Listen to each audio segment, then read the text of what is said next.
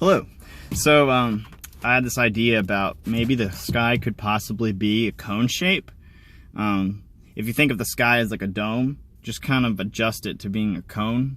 Not that it literally is, but that this model will give you kind of an idea of how travel through the sky works. If you've seen some of these other channels talking about how like the commercial jets really fly low and slow, and that they're running on like a electromagnetic resonance, sort of a free energy thing. Maybe there is fuel required, but the amount of fuel we're told that it takes is way less than it really is. The turbines themselves have like ceramic in them that if you hit them, they ding at like a frequency. Well, anyway, oh, and plus, like, people have filmed the cars going at like the same speed on the ground as the planes, like 60 miles an hour. Anyway, if you've heard any of that stuff, you could probably get with this idea that I think what's going on is when you're going up into the sky, the distance between point A and point B is not as far. Like, you're going to go less miles in the sky to get to the same place as you would on the ground. So you're going up at like an angle and then over and then back down. The reason I think this is a useful model, whether it's literal or not, is that it helps us understand how air travel is really working. Because the first time that I had ever rode a plane, before I'd ever thought about any of this, or before I had ever gotten into any alternative models of the Earth, I was just astonished at how fast it seemed like we were there after we ascended above the clouds.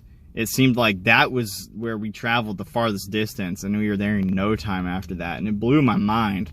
And you know, that was when I could actually see out the window. That was the only time I think I've flown on a plane and been next to the window. But it was making me think about that and how there's, I think it's in mythology and maybe in the Bible, I don't know, but like how they talk about like the canopy of the heavens, or that it's like a tent. And even if it is like a circular dome, there might be a point at the North Pole. And it kind of, if I could draw a model, it kind of makes me think of like how there's layers of heavens or layers of firmaments, and then everything goes up to source, like the 0 point or whatever, the apex, or even like the pyramid with the eye at the top, but like the creator or whatever is emanating downward, and it goes outward like it's an eye looking out. But this idea, I think it's important just to understand. It gives you an understanding of how air travel is actually working. And the Egyptian goddess Nut is like stretched over the heavens, which like the body goes up at a point like that too, if you're like on all fours and your butt's up, which I think is how I remember seeing the picture of Nut standing over the world or the universe, and the universe in a nutshell. All that kind of seems to really make more sense to me than anything else, but just an idea. And yeah, so when you go up into the sky, you travel less distance to get to the same place. It's like if you're on Google Maps or Google Earth, and you zoom out, and then you don't have to scroll over as far to, you know, go to another country or whatever, and then you could zoom back in.